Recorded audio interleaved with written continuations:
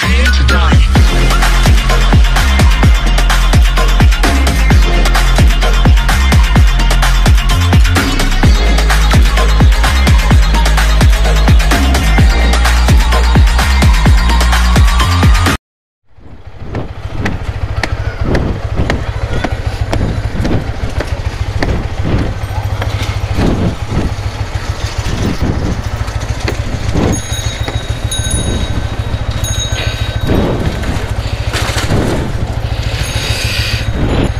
আসসালামু আলাইকুম everyone, welcome back to freedom rider.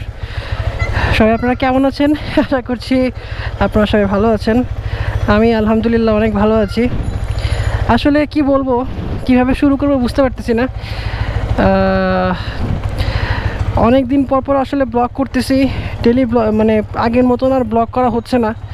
Actually personal কিছু ইস্যুসের কারণে আর কি ব্লগগুলো আমি কন্টিনিউয়াসলি ব্লগ করতে পারতেছি না। আসলে I am really very sorry for that.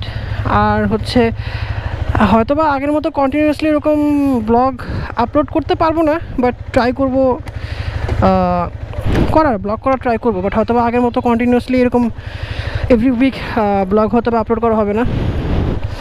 তো যাই হোক, আজকের টপিকটা কি সেটা বাইকে উঠেই বলবো। আর এ হচ্ছে আমার R15 ইন্ডিয়ান ভার্সন। আপনারা দেখতেই পাচ্ছেন, আমি বাইকটা কেনার পরে রিসেন্টলি আমি ট্যাঙ্ক প্যাডটা লাগাইছি। আপনার সাথে একটু শেয়ার করে, যেহেতু অনেকদিন পরে আপনাদের সাথে কথা বলতেছি। ট্যাঙ্ক প্যাড লাগাইলাম। তারপর হচ্ছে এখানে হচ্ছে আমি যে টিমের সাথে কাজ করি, টিম আর লাভার্স, স্টিকারটা খুব জোস লাগছে আমার কাছে। স্টিকারটা লাগাইছি। তারপর হচ্ছে এই উইংলারটা লাগাইছি। আর হচ্ছে নিচে এই দুটো লাইট লাগাইছি, ফগ লাইট। অনেক অনেক অনেক জোস আলো দেয় রাতেরবেলা। আর হ্যাঁ, একটা নিউজ দিয়ে দিই, ব্লগটা হয়তো বা 2-1 দিনই আপলোড হয়ে যাবে। আমি 1 তারিখ, এই মানে কী বলে এটাকে, সেপ্টেম্বরের 1 তারিখ রাতে বান্দরবনের উদ্দেশ্যে রওনা দিচ্ছি ইনশাল্লাহ। ঢাকা থেকে বান্দরবনের সব জায়গায় ঘুরবো। থানচি, আলীকদম, ডিম পাহাড় সব জায়গায় ঘুরবো। তো ঘোরার পরে যাব হচ্ছে কক্সবাজার। বিসমিল্লাহির রহমানির রহিম। কক্সবাজার যাব। তো কক্সবাজার 2 দিন থেকে তারপর আমি আবার ঢাকা ব্যাক করব। আমাদের সাথে প্রায় 15 থেকে 20টা বাইক যাবে। ও হ্যাঁ, আজকে মেনলি ব্লগটা কিসের জন্য সেটা আমি এক্সপ্লেন করতেছি। আপনারা অনেকেই মানে আমাকে কমেন্ট করছিলেন, আর আমার অনেক কাছের মানুষজন আর কি আমাকে জিজ্ঞেস করছিল যে আমি কেন R15 V3 ইন্দোনেশিয়ান ছেড়ে ইন্ডিয়ান বাইকে শিফট হলাম। যেহেতু সবাই আর কি R15 V3 ইন্ডিয়ান ছেড়ে ইন্দো বাইকে শিফট হয়, সেখানে কাহিনী ভিন্ন, তাই না? তো এটা আসলে আমি জানি সবার কাছে একটু অবাককর হতে বা লাগতে পারে, বাট সবার চয়েস আর সবার কমফোর্টনেস তো আর একরকম হবে না। তো সেটার জন্য আজকে আমি আসছি যে হ্যাঁ, R15 V3 ইন্দোনেশিয়ান ছেড়ে কেন আমি ইন্ডিয়ান বাইকে শিফট করলাম, এটা আজকে আমি একটু ছোটোখাটোভাবে এক্সপ্লেন করার চেষ্টা করব। আর একটু হ্যাঁ, আর এই জন্যই আজকে মেনলি ব্লগটা বানানো। আর যাচ্ছে একটু মিরপুরের দিকে। আজকে একটা কমিউনিকেটর কিনবো, বিকজ ট্যুর সামনে। আমার যে কমিউনিকেটরটা ছিল সেটা নষ্ট হয়ে গেছে। তাই আর কি, যাই কথায় আসি। ফার্স্ট অফ অল হচ্ছে অফিসিয়াল যে ট্যাগলাইনটা, এই অফিসিয়াল ট্যাগলাইনটা আসলে আমি খুব পছন্দ করি পার্সোনালি। আমার যে কটা বাইক ছিল, জিক্সার, CBR, JSXR, এই 3টা বাইকই আমার অফিসিয়াল ছিল। বাট বাকি যে এই যে লাস্টে যে এই V3 ইন্দোটা নিলাম, এটা আসলে অফিসিয়ালি ছিল না, এটা আনঅফিসিয়ালি ছিল। আর আনঅফিসিয়ালি নেওয়ার কারণে অফিসিয়াল যে সার্ভিসগুলো আমি আগের থেকে আমি যেহেতু আগেই বলে রাখছি যে অফিসিয়াল ট্যাগলাইনটা আমার পছন্দ। কেন পছন্দ সেটা আমি বলতেছি। অফিসিয়াল সার্ভিসটা আমি আসলে এভাবে পাই নাই। আর অফিসিয়াল সার্ভিস যে বিষয়টা থাকে, সার্ভিস বলেন, যে কেয়ারের যে বিষয়টা থাকে, যেটা ফ্যাসিলিটিসের বিষয়টা থাকে, সেটা আমি কখনোই পাইনি ইন্দোতে। আর ইন্দো যখন আমি চালাই তখন আমি টুকটাক ইন্ডিয়ান বাইক চালানো হয়েছে আমার। তো সেই ক্ষেত্রে আর কি আমার কাছে ইন্ডিয়ানটা অনেক কমফোর্টেবল লাগছে বেটার দেন ইন্দো। কেন কমফোর্টেবল লাগছে সেটা সেই কথায় আসি এখন। কমফোর্টেবল লাগছে বিকজ অফ এটার হচ্ছে ফার্স্ট অফ অল এবিএসটা আমার কাছে খুব ভালো লাগছে। এবিএসটার জন্য দেখা যাচ্ছে যে আমাদের ঢাকা সিটিতে বৃষ্টির ভিতরে বা হাইওয়েতে বৃষ্টির ভিতরে কাদার ভিতরে খুব সুন্দরভাবে বাইকটা কন্ট্রোল হয়ে যায়। এবিএসের কারণটা আপনারা খুব ভালোভাবে জানেন, এবিএসটা কী কাজ করে আসলে। তারপর হচ্ছে হ্যান্ডেল বারটা একটু উঁচু, এটার কারণে। তারপর হচ্ছে সিটিং পজিশনটা অনেক কমফোর্টেবল বিকজ অফ হ্যান্ডেল বারের জন্য অ্যাজ ইউজুয়াল।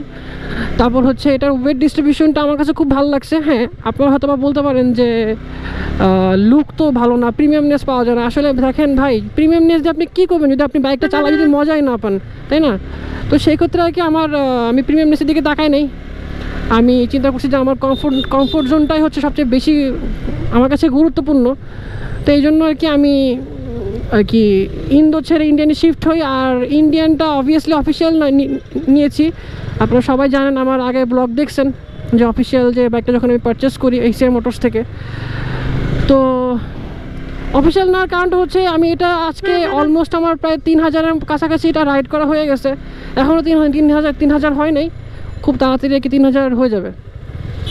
আর হচ্ছে 3000 কিলোমিটার পর্যন্ত আমি যে পরিমাণে অফিসিয়াল সাপোর্ট পেয়েছি, যেরকম অফিসিয়াল সার্ভিস পেয়েছি, এটা আসলে এক্সপেক্ট করার মতো না। খুব ভালো আমি সাপোর্ট পাইছি অফিসিয়াল বাইকটা নেওয়ার পর থেকে। আমার যেই ট্যাগলাইনটা যে আমি যে কারণে পছন্দ করি, সেটা আমি আসলে রিগ্রেট ফিল করতেছি না অফিসিয়াল বাইক নেওয়ার কারণে। Official service, official spare parts, official support, বিভিন্ন ধরনের যে কোনো ধরনের সমস্যা হোক, এন্ড আমি যদি কোথাও ট্যুরে যাই, প্রত্যেকটা ডিস্ট্রিক্টে ইয়ামাহার সার্ভিসিং সেন্টারগুলো আছে, যার জন্য আর কি আমার সার্ভিস নিয়ে কখনো দুশ্চিন্তা করতে হয় না। জাস্ট সার্ভিস বুকটা নিয়ে গেলেই হবে, আর কোনো কিছু দরকার পড়ে না। তো অ্যাকচুয়ালি এই জন্য অফিসিয়াল বাইকটা নেওয়া।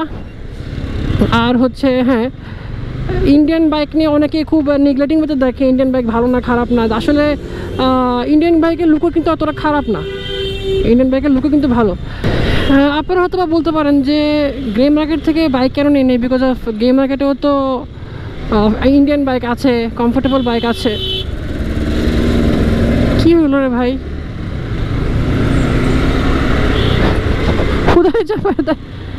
গ্রে মার্কেটে তো মানে কমফোর্টেবল বাইক আছে, ইন্ডিয়ান বাইক আছে। তো বাট আমার কাছে আসলে গ্রে মার্কেটে যেগুলো আছে সেগুলো হচ্ছে BS6। হ্যাঁ, তো BS6-এর বাইকগুলো আর কি আসলে আমার ভালো লাগে না। অনেকের কাছে মনে হয় যে BS6-এর বাইক অনেক ভালো, বাট BS6-এর বাইকের ফুয়েলটা খুবই সাবধানে ইউজ করতে হয়, একটু এদিক ওদিক করা যায় না। তো আর কি এই জন্য আর হচ্ছে ওই যে অফিসিয়াল যে সাপোর্টের কথা বললাম, অফিসিয়াল যে সাপোর্টগুলো, সার্ভিসগুলো, যে ডিস্ট্রিক্ট ওয়াইজ যে সাপোর্টগুলো পাওয়া যাচ্ছে, আর দেখা যাচ্ছে বিভিন্ন ধরনের প্রোগ্রাম, বিভিন্ন ধরনের লাইক ইভেন্টে যে একটা ভালো ভালো জিনিস যে জানা যায়, শেখা যায়, সেই বিষয়গুলো সেগুলো আসলে মানে আনঅফিসিয়াল বা গ্রে মার্কেটে সেটা আমি পাবো না আসলে। আর আমি যখন থেকে বাইক চালাই তখন থেকে তো আমি আগের থেকে বারবার যেটা বলতেছি যে অফিসিয়াল ট্যাগলাইনটা আমার খুব ভালো লাগে। আর আমি আলহামদুলিল্লাহ অন্য কারোরও কোনো কিছু আমি জানি না। এই যে এই যে এই যে কী অবস্থা, আই রে পারাপারি অন্য কারোদের অবস্থা আমি জানি না। আমি যতবার অফিসিয়াল বাইক নিছি প্রত্যেকবার আমি আলহামদুলিল্লাহ স্যাটিসফাইড হয়েছি। সো এই জন্য অফিসিয়াল বাইকটা আমাকে টানে বেশি আর কি। আর ইয়েস, হ্যাঁ সামনে ট্যুর দিচ্ছি ইনশাল্লাহ। হ্যাঁ, ট্যুরের ব্লগে করবো। মাঝে চিন্তা করছিলাম যে না, ট্যুরের ব্লগটা করবো না, একেবারে রিল্যাক্সে ট্যুর দিব, ট্যুর দিয়ে আসবো। চিন্তা করলাম যে যেহেতু যাচ্ছি, আবার কবে যাব, আবার কবে বান্দরবান বা সমস্ত এরিয়াতে যাবো, আবার এই জন্য চিন্তা করলাম যে মেমোরিটা কালেক্ট করে রাখি আর আপনার সাথে শেয়ার করি। দ্যাটস ওয়াই আর কি চিন্তা করলাম যে ঠিক আছে, ওয়াই নট, ব্লগটা করে ফেলে। আর হ্যাঁ, সিন্দুকছড়ি যাব, সিন্দুকছড়ি যাওয়ার ইচ্ছা আছে। আর যদি ইউজার রিভিউর কথা আসি, ইউজার রিভিউ তো ভেবে দেওয়াই হলো না। হ্যাঁ, ইউজার রিভিউর কথা যদি আসি, বাইকটা চালায় এটা হচ্ছে ইন্দোর থেকে ইন্ডিয়ানের মানে এক্সেলারেশনটা খুবই ফাস্ট লাগে আমার কাছে, আর ইঞ্জিনটা খুব প্রচুর পরিমাণে স্মুথ লাগে, আর মানে ইনিশিয়াল পিক আপটা পাওয়া যায়। আর ইন্দোর সাথে টানতে গেলে খুব মজা লাগে, ইন্দোকে পিছে ফেলে দেই। আর হচ্ছে অবশ্যই ব্রেকের কথা তো বলতে হয়, ব্রেক তো 100-তে 100। আর হ্যান্ডেলের কারণে বাইকটা আরও কমফোর্টেবল হয়ে গেছে এই আর কি। আর হচ্ছে একবার জাস্ট এই বাইকটা নিয়ে আবার খুলনা যাওয়া হয়েছিল, আমি ব্লগ করি নাই, ইচ্ছা করি নাই আসলে। খুলনা যাওয়া হয়েছিল, তো খুলনা গিয়ে আসছি এই তো বেশ কিছুদিন হয়ে গেছে।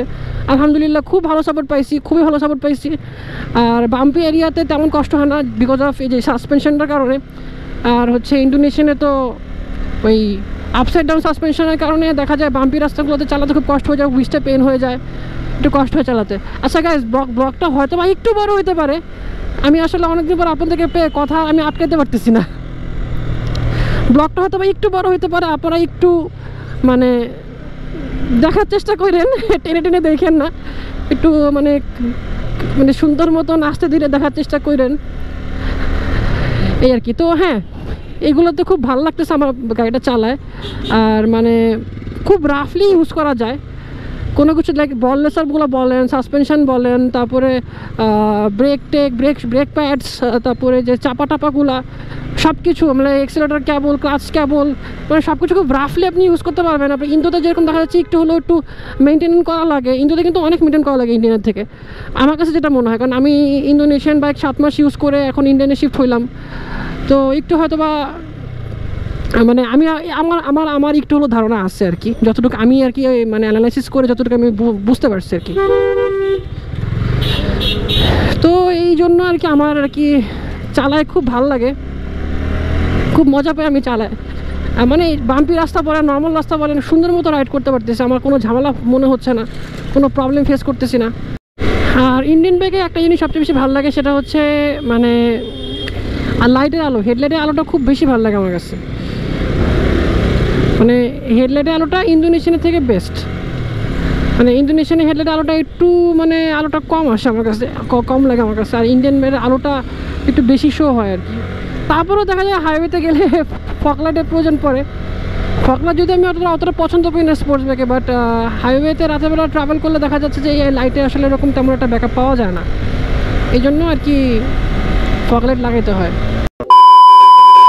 মিরপুরের বংশালে আসছি, এখানে আসলে আমার হর্নটা একটু কাজ করাবো, আর আমার টিম মেম্বারদের সাথে একটু দেখা করবো।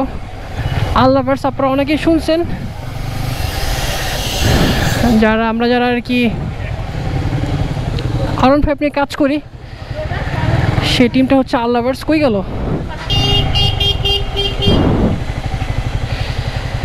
যে টিম নিয়ে কাজ করি আল্লাভার্স, এই হচ্ছে আমাদের আল্লাভার্সের ফাউন্ডার গাজী মনিবুল হক আবির। সে সবসময় ফোন নিয়ে ব্যস্ত থাকে। এই হচ্ছে আমাদের আর একটা প্যানেল মেম্বার রনি ভাই। আল্লাভার্স যে গ্রুপের কথাটা বললাম, সেটা হচ্ছে এই গ্রুপটা হচ্ছে R15 বাইকারদেরকে প্রমোট করা হয়, শুধুমাত্র R15 বাইকারদেরকে প্রমোট করা হয়, এটা অন্য কোনো বাইকের জন্য না।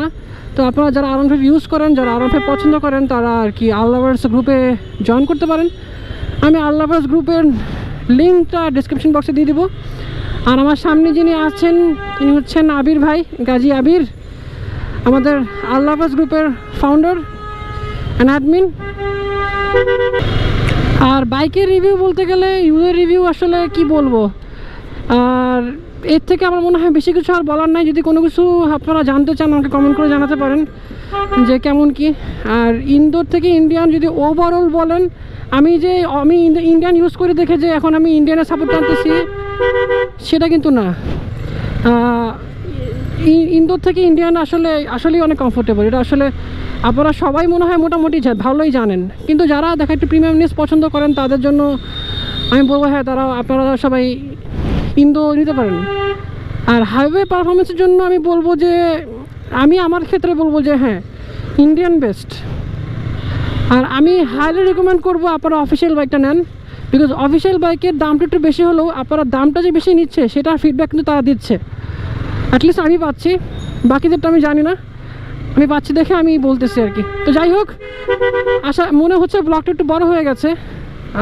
যদি ব্লগটা বেশি বড় হয় সরি, চেষ্টা করবো যতটুকু সম্ভব একটু ছোটোখাটো করে ব্লগটা দেওয়ার চেষ্টা করব, এই আর কি। সো সবাই ভালো থাকবেন, সুস্থ থাকবেন, অ্যান্ড নেক্সট বান্দরবান ট্রিপের ব্লগে ইনশাল্লাহ দেখা হবে। তো সেই পর্যন্ত সবাই ভালো থাকুন, সুস্থ থাকুন, অ্যান্ড অবশ্যই ফ্রিডম রাইডারকে সাবস্ক্রাইব করুন। ধন্যবাদ, আসসালামু আলাইকুম।